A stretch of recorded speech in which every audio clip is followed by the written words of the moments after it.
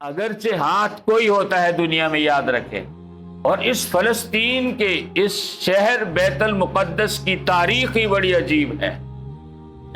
اگر آپ کو یاد ہو سورہ بنی اسرائیل کے اندر میں آپ کے سامنے عرض کر چکا ہوں، آج جس سرزمین کے اوپر یہود اور ہنود اسرائیلی مسلمانوں کا قتل عام کر رہے ہیں، انسانی تاریخ میں 6 مرتبہ اس شہر میں یہودیوں کا قتل عام ہوا ہے۔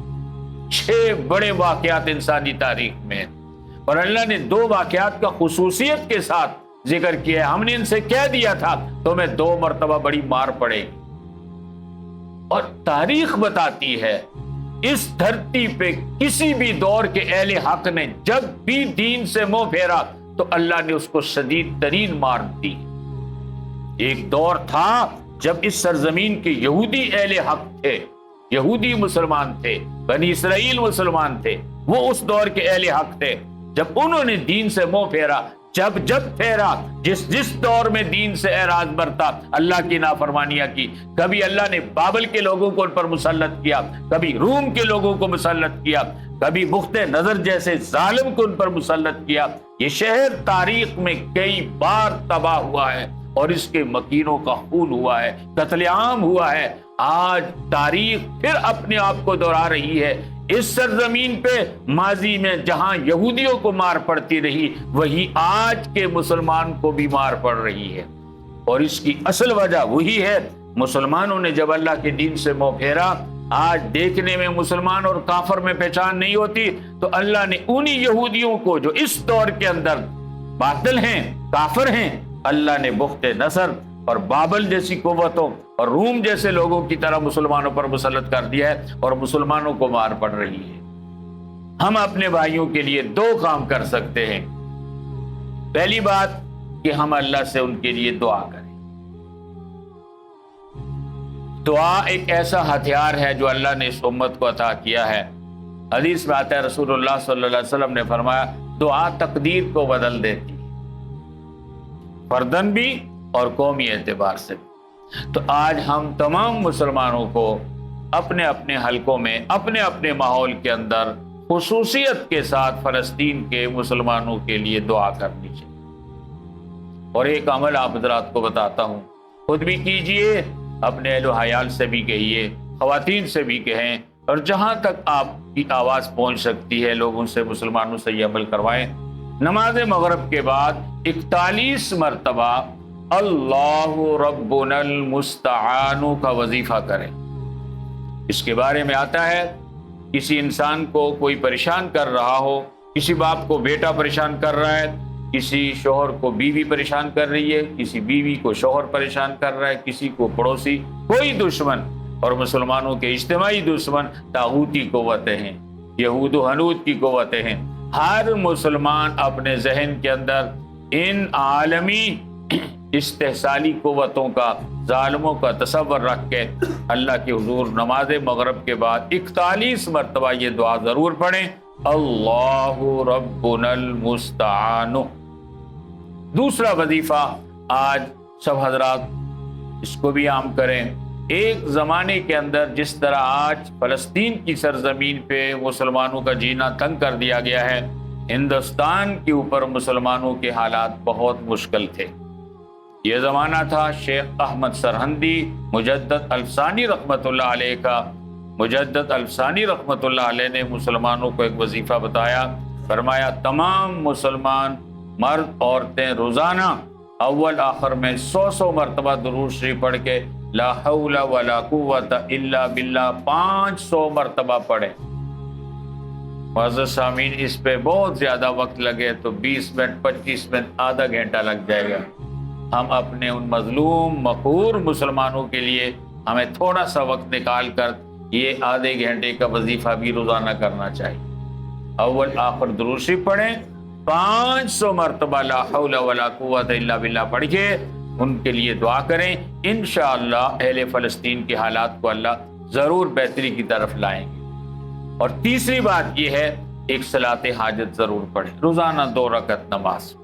پوری امت کے لیے، پورے عالم کے مسلمانوں کے لیے دعا کریں، اور ہمارے صوفیاء سے بڑے تسلسل کے ساتھ یہ نماز حاجت، صلاۃ حاجت منقول چلی آ رہی ہے، 2 رکعت نماز عام نماز کی طرح پڑھیں، اس کے ہر سجدے میں 40 مرتبہ آیت کریمہ پڑھیں، لا الہ الا انت سبحانک انی کنت من الظالمین۔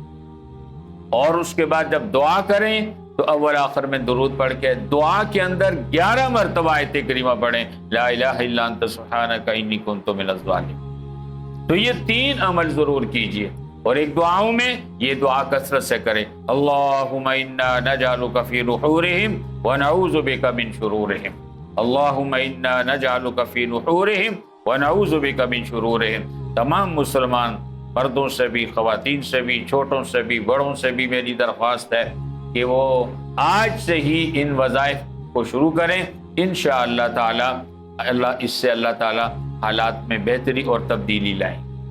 دوسری بات یہ ہے میرے دوستو، جو قوتیں آج مسلمانوں کا قتل عام کر رہی ہیں، نادانستہ طور پر یا دانستہ طور پر ہم انہی قوتوں کو معاشی طور پر مضبوط کر رہے ہیں، ہم انہی کی پروڈکٹ اور ان کی مصنوعات کو کثرت کے ساتھ استعمال کرتے ہیں۔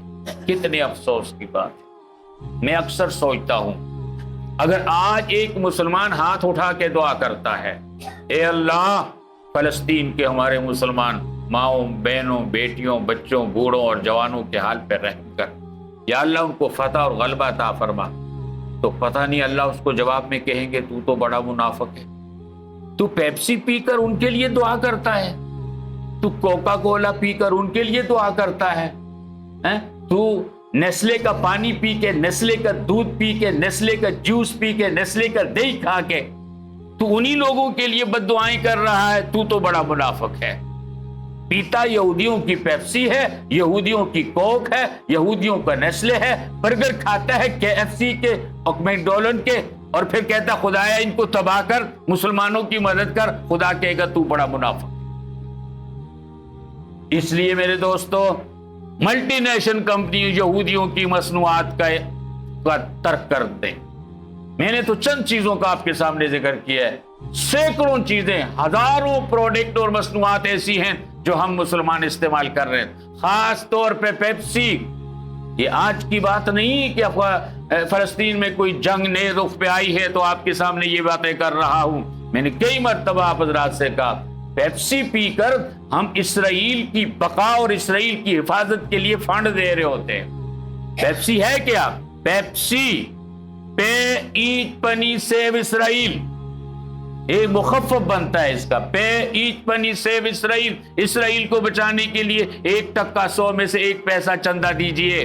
ہم پیپسی پی کر اسرائیل کی بقا کے لیے فنڈ دے رہے ہوتے ہیں۔ کتنی بدقسمتی کی بات ہے، کتنا بڑا المیہ ہے، کتنے بڑے دکھ کی بات ہے کہ اسی ظالم اور قاتل بنی اسرائیل کی مصنوعات پی کر ہم ان کو فنڈ دے رہے ہوتے ہیں۔ اسی طرح شیزان کی جتنی مصنوعات ہم مسلمانوں کی مارکیٹوں میں اور بازاروں کے اندر ہیں، ہم وہ خرید کر قادیانیوں کو فنڈ دے رہے ہوتے ہیں۔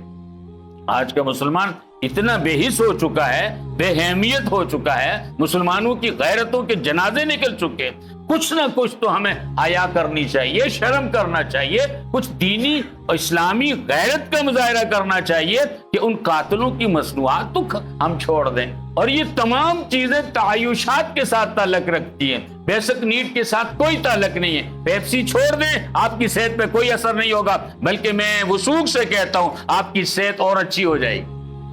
کوکا کولا چھوڑ دیجئے، یہ KFC کے برگر، یہ باقی فاسٹ فوڈ، یہ گند وند، یہ تمام عیاشی کی چیزیں ہیں۔